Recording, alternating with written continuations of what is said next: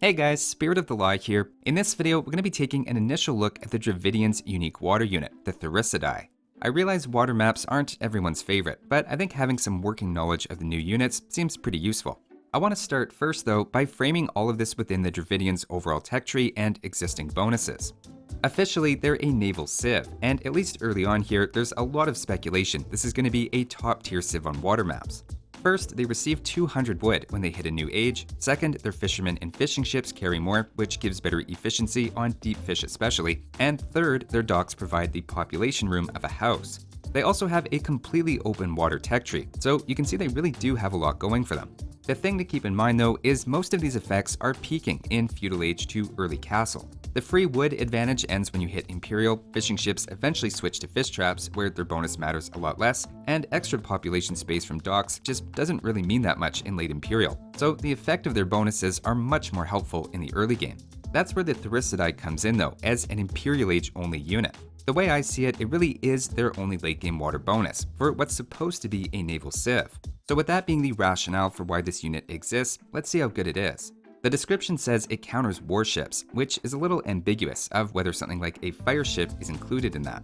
Stats-wise, next to the galleon, you can see it's beefier with more HP, armor, attack, including multiple projectiles, which we'll look at in a second, but with one less range. Ships are actually quite difficult to understand through looking at stats alone though, since there's tons of bonus damage behind the scenes that really dictate how different matchups are going to play out.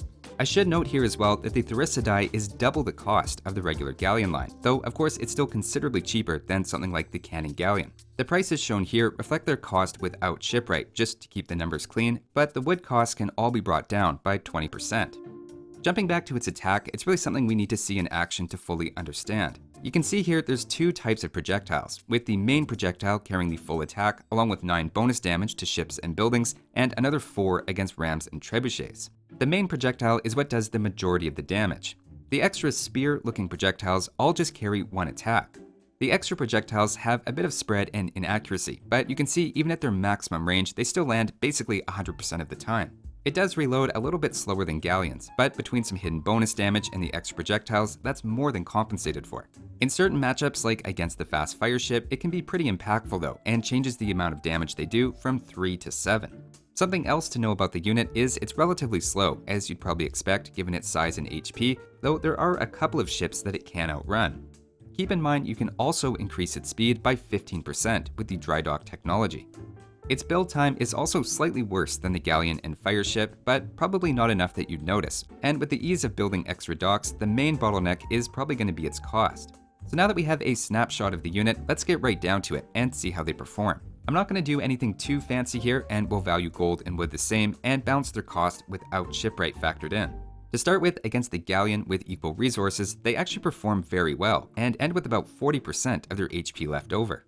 This is 2 galleons for every 1 Thirisadai, but the big story here is the galleon is taking 16 damage per shot, while the Thirisadai is taking 4 thanks to some hidden armor. In contrast, the fast fire ship can give them a lot of trouble though. Even with the extra projectiles, they just don't do very much damage, and fire ships tear right through them. If you're seeing a lot of enemy fire ships, then you'd probably want to have some of your own fire ships in front to create a bit of a wall. Moving on, the heavy demo ship is an interesting case, as remember it costs just half the total resources, and if we try it out, it actually ends up being a good counter. A pure demolition ship navy is a little odd, but if you can have demo ships pop out against even slightly weakened Thirisadai, they can be taken out in 2 direct hits, while also bunching up a lot more than you might expect from their size.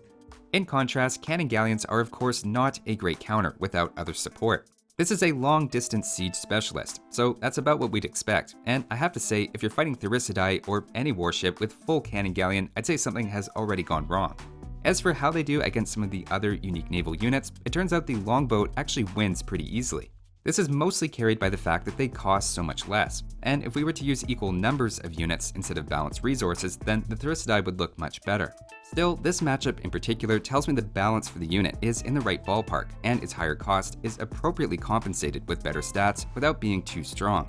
Likewise, in a clash between the 2 water titans, the elite turtle ship also beats them, actually pretty handily with around half of its HP left. Remember, longboats and turtle ships also have elite upgrades, where the Thirisadai, being an Imperial Age only unit, saves on that cost.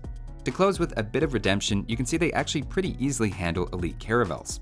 This isn't exactly the situation where caravels thrive, as pass-through damage isn't doing very much here, but again we have the sense that anything roughly galleon-like is going to be an easy matchup. Of course, the real test though is which has the coolest destruction animation, and I'll leave it up to you to decide which one is truly number one where it counts. So overall, I'd say the Thirisadai is best thought of as a double-price galleon, but really a great counter to the traditional galleon line. That said, it has the same weakness to mass fireships and is a little hit or miss against other unique water units. I think its biggest selling feature though is its population efficiency. Large late-game naval battles can get pretty awkward, with ships blocking ones in behind from attacking, and being able to have the same power but in fewer units really helps those fights happen more efficiently. Even their lower range can actually be an asset, as it means they'll naturally gravitate in front of any galleons you have and keep those fragile ships protected. It's a cool unit, I don't think it's too strong, I think it has an easy to understand role against galleons, and is a great tool in the belt of an already strong naval civilization. That'll do it for this one though. Thanks for watching guys, and I'll see you next time.